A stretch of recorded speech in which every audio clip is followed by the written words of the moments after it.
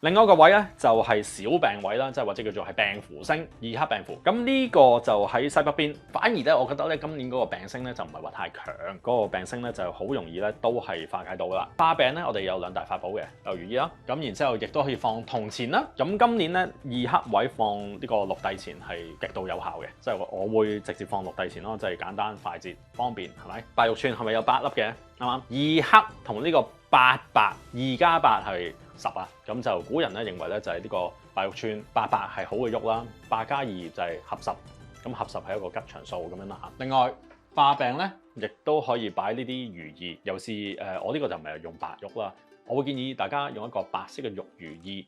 可以去化病嘅。咁另外亦都有啲人咧會選擇用呢個葫蘆，但係我覺得今年西北位係應該用銅錢嘅，因為本身西北都係屬金，乾金啊嘛，係咪先？乾金就對應到呢個六帝錢。咁又係同頭先五黃咧一模一樣，唔好用紅黃橙紫先，都係用白色為主，即係淺灰都可以。但係你一用火同埋土嘅顏色咧，就會容易生病啦。咁所以如果你門口啊、房間啊、正南、西北，咁就會比較容易病啦。我會建議你，如果你住喺正南啦或者西北嘅房間咧，一年可能係一過年嘅時候，咁啊過埋呢個新15啦，做下 body check，即係去洗下牙、應下啲嘢咯，即係刮下痧、拔罐啊，即係嗰啲全部都可以去做一做嘅。咁同埋你亦都可以去玩下啲咩碰碰車啊，即係咁樣咧，當應下意外都 OK 嘅。咁記住，病位就係宜靜不宜動。反而一陣間我哋講啲好嘅位咧，你動起佢就冇問題嘅喎。病位唔好擺風扇，唔好擺啲喐嘅嘢，咩風車啊、成啊，即係嗰啲乜都冇擺，甚至乎貼揮春咧，我哋一陣間都會教你貼喺另一個位嘅。